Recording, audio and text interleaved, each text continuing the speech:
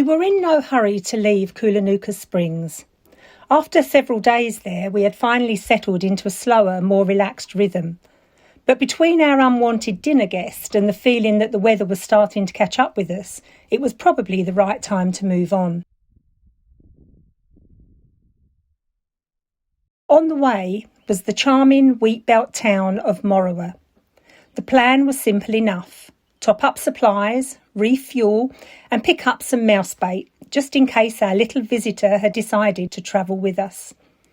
First impressions of Morawa were great. Friendly people, a welcoming feel, and plenty of country charm. But it didn't take long to realise that the town was dealing with something much bigger. There was a sense of it in the air, and soon enough we found out why. While our own little mouse encounter had been a minor inconvenience, Morawa is right in the middle of a full-blown mouse plague. A bumper crop combined with unusual weather has created the perfect conditions, and the result has been overwhelming. The IGA shelves told the story. No traps, no bait, nothing. Any stock that arrives is gone almost immediately. In the end, we managed to track some down, which felt like a small win. With the rain still threatening, we pointed the nose north once again and made our way to another free camp at Ballinyoo Bridge, set along the banks of the Murchison River.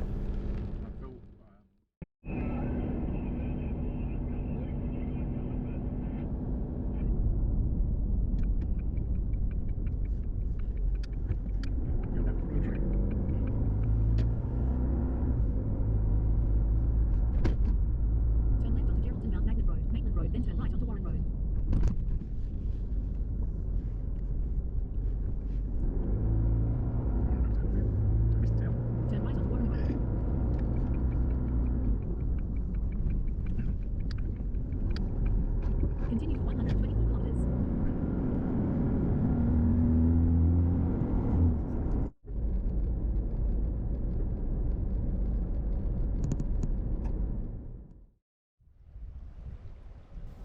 Now, rivers in Western Australia can be a bit of a lucky dip. At this time of year, there might be nothing more than a dry riverbed, or as seen in recent years, they can turn into raging floods. With no major weather events since Cyclone Narelle back in January, we figured we'd be fine. She'll be right, as they say. As it turned out, our timing couldn't have been better. The campsite was a little slice of peace, alive with butterflies, birds, and that quiet stillness you only seem to find in places like this. It didn't take long before we were set up and soaking it all in. That said, the storm hadn't completely lost interest in us. Off in the distance, dark clouds gathered, and the low rumble of thunder rolled across the landscape.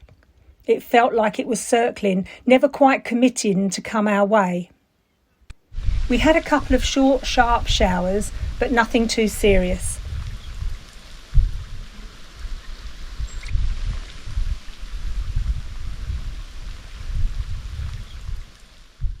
Once we were set up and snug inside the Moby, it was actually quite enjoyable watching it all unfold from a dry, comfortable spot. During the night, we discovered that the mouse had not been acting alone. In fact, there were 3 of them. There was a lot of scurrying and scratching around inside the van, but the last one finally succumbed at 3:15. The following morning brought a completely different mood, calm, quiet, and one of those moments when words don't really add much. Sometimes it's better to just let the pictures do the talking.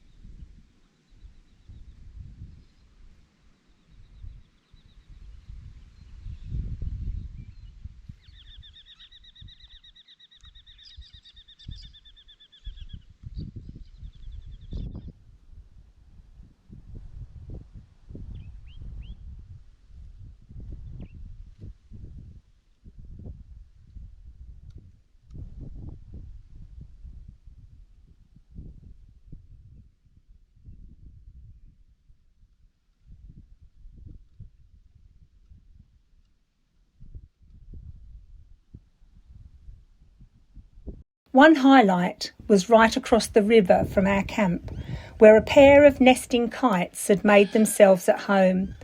From what we can gather, they are Whistling Kite, though we're always happy to be corrected if someone knows better.